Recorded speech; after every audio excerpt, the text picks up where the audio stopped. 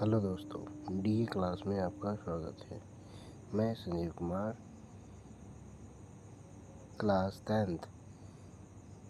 Tenth का history first chapter का कुछ इम्पोर्टेंट ऑब्जेक्टिव लेके आया हूँ, जो कि आपके एग्ज़ाम के लिए देखा जाए तो सबसे ज़्यादा इम्पोर्टेंट माना जाता है। तो चलिए शुरू करते हैं। देखिए दोस्तों, तो ये जो है ऑप्शन, पहला क्वेश्चन देखते हैं। पहला जो क्वेश्चन है वो है कि फ्रांस की क्रांति का मुख्य कारण क्या था। तो हमारा फ्रांस जो था, अगर इस चैप्टर को आप पढ़िएगा तो बहुत ही ज़्यादा इंटरेस्टिंग चैप्टर है। फ्रांस की जो क्रांति का मुख्य कारण है वो है निरंकुश शासन। क्या है? निरंकुश शासन, ऑप्शन नंबर बी। ठीक है, तो चलिए दूसरा क्वेश्चन देखते हैं। दूसरा क्वेश्चन है, ये नेपोलियन संहिता किस वर्ष लागू की गई थी। नेपोलियन संहिता जो था वो 1804 ईस्वी को लागू की गई थी। कितना? 1804 ईस्वी को। ठीक है दोस्तों, चलिए दूसरा क्वेश्चन देखते हैं। उसके बाद जो क्वेश्चन है तीन नंबर का जो क्वेश्चन है वो पूछ रहा है, फ्रांस में किस शासक वंश की स्थापना कांग्रेस के द्वारा की गई थी। फ्रांस में जो था बुर्बो राजवंश की स्थापना फिर से की गई थी। तो क्या हो जाएगा? ऑप्शन सी बुर्बो वंश। ठीक है दोस्तों, ऑप्शन सी याद रखिएगा, ऑप्शन सी।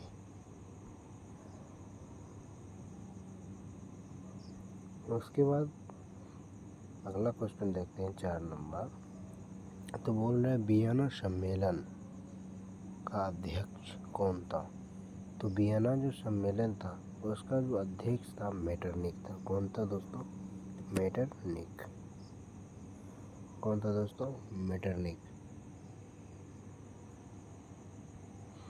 उसके बाद वाला क्वेश्चन देखते हैं, 5 नंबर। बोल रहा है मेटरनिक व्यवस्था का उद्देश्य क्या था। मेटरनिक जो व्यवस्था था उसका उद्देश्य क्या था। तो मेटरनिक व्यवस्था का उद्देश्य था, ये देखिए दोस्तों, ये बहुत ही इम्पोर्टेंट क्वेश्चन है। ठीक है, एग्ज़ाम के लिए बहुत ही ज़्यादा यूजफुल है। ठीक है, पूछ रहा है मेटरनिक व्यवस्था का उद्देश्य क्या था। ये जो मेटरनिक व्यवस्था का उद्देश्य हो जाएगा आपका पुरातन व्यवस्था के पूर्ण स्थापना, यानी कि ऑप्शन नंबर सी। चलिए आगे अगला क्वेश्चन देखते हैं। 6 नंबर क्वेश्चन है, मेटरनिक कौन था। मेटरनिक जो था वो कौन था। तो मेटरनिक है ऑस्ट्रेलिया का चांसलर। कौन है? ऑस्ट्रेलिया का चांसलर। और हम आपको बता दें, चांसलर का मतलब होता है प्रधानमंत्री। क्या होता है? प्रधानमंत्री। तो याद रखिएगा, प्रधानमंत्री भी होता है। चलिए इसका अगला क्वेश्चन बताते हैं आपको। 7 नंबर क्वेश्चन है, किसने कहा था फ्रांस जब छींकता है तो बाकी यूरोप को सर्दी जुकाम हो जाता है। तो किसने कहा था। तो ये जो है ये कौन बोला था? मेटरनिक। कौन बोला था? Metternich, option number C. Metternich बोला था कि फ्रांस जब छींकता है तो बाकी यूरोप को सर्दी जुकाम हो जाता है। ये मेटरनिक के द्वारा कहा गया कथन है। उसके बाद है 8 नंबर क्वेश्चन है, नेपोलियन कोड में नेपोलियन कोड कितने होते हैं। नेपोलियन कोड जो है वो 5 होते हैं। कितने होते हैं दोस्तों? 5, याद रखिएगा। उसके बाद है 9वां क्वेश्चन, रोमानीवाद क्या है। रोमानीवाद क्या था। तो रोमानीवाद जो था एक धार्मिक क्रांति था। कैसा क्रांति था दोस्तों?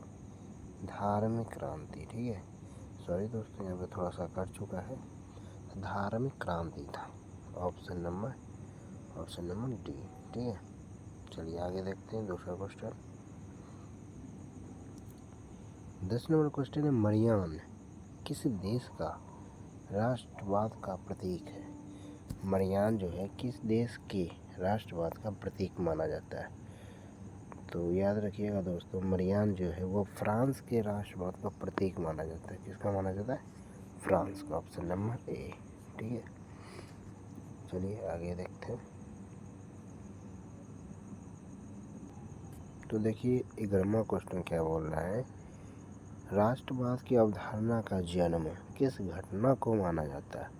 तो राष्ट्रवाद की अवधारणा का जो जन्म है वो पुनः जागरण से माना जाता है, पुनः जागरण से। ठीक है दोस्तों, तो राष्ट्रवाद की अवधारणा का जो जन्म है वो पुनः जागरण से माना जाता है। ठीक है, ऑप्शन नंबर ए।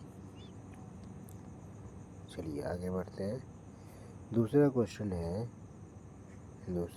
है कि वियना कांग्रेस कब हुआ था? ठीक है, वियना कांग्रेस कब हुआ था? ये हमारा वियना जो कांग्रेस है वो 1815 ईस्वी में हुआ था, यानी कि ऑप्शन नंबर ए।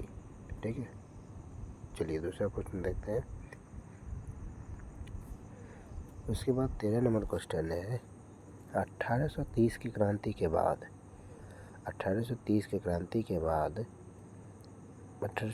क्रांति के बाद फ्रांस में किस प्रकार का शासक स्थापित हुआ? तो याद रखिएगा, 1830 के क्रांति के बाद फ्रांस में संवैधानिक कानून का